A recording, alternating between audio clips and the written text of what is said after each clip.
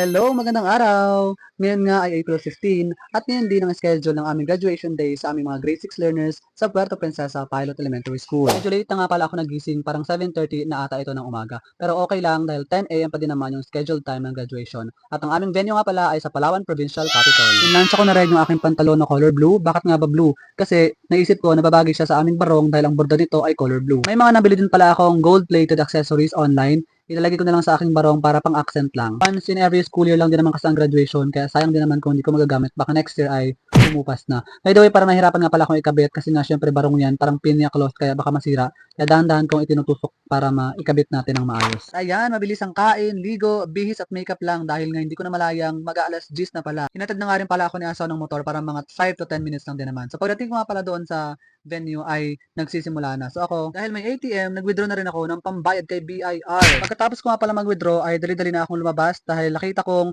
malapit na kaming pumasok sa venue dahil nakapila na yung mga kasama kong teachers. By department nga pala kami at ako nga pala ay sa grade 5 department. So ayun na yung mga kasama ko, no, kung mapapansin niyo, pare-pareho kami ng suot, pare-pareho ng borda ang aming mga Filipiniana and barong.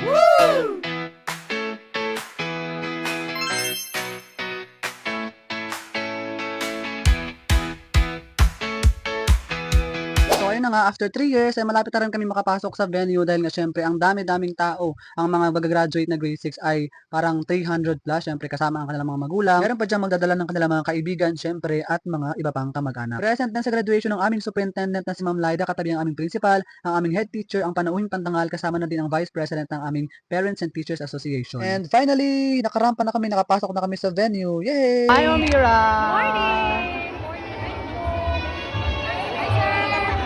Hello, si Eunice! Uy, bang natin? Hello!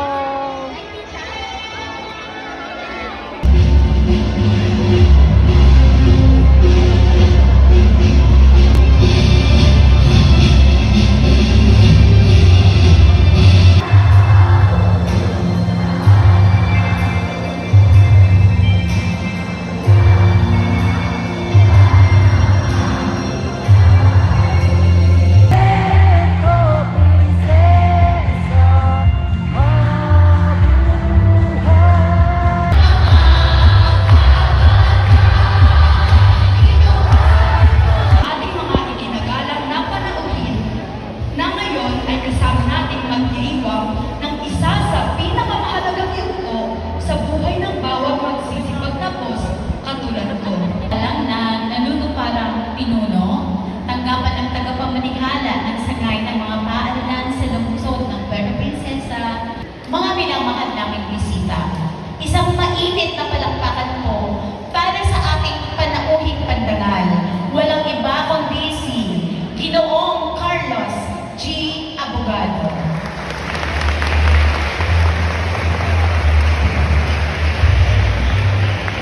Aida Lagarmas Careñas. Sa ating school principal, Ma'am Mary Hope Gabinete.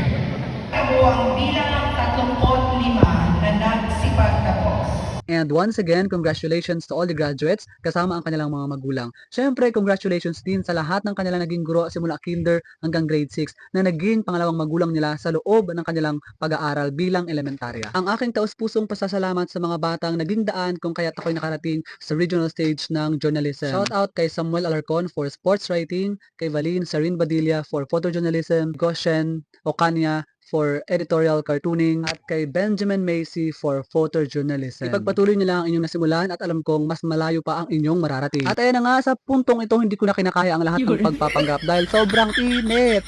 Wala, sobrang natina ni Carla, oh. Oh, Carla. At yan palang makikita niyo mga bata sa screen, sila nga pala ang GTFL na advisory ko last year. So sila ang nagpatunay na posible palang hindi ma-high blood si teacher sa loob ng classroom dahil sobrang babait ng mga batang to. Kaya ko silang iwanan sa loob ng classroom na may ginagawang activity na hindi nag-aaway. So sobrang may-miss ko yung batch na to, kaya minsan kapag may time kayo, dalaw kayo or bisita kayo sa ating school. Dahil palagi kayong welcome sa room ni Sir Inan.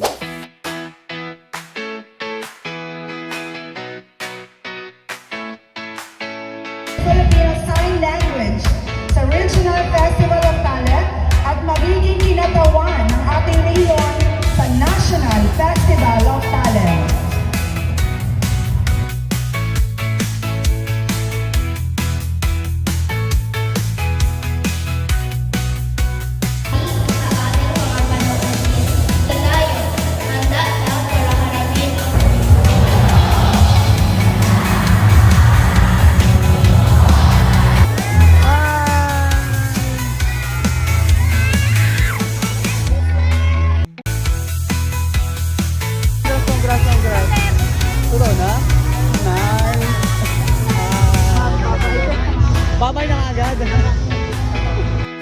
Once again, congratulations sa ating lahat!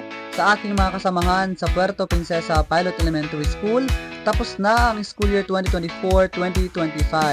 Happy vacation and see you next school year!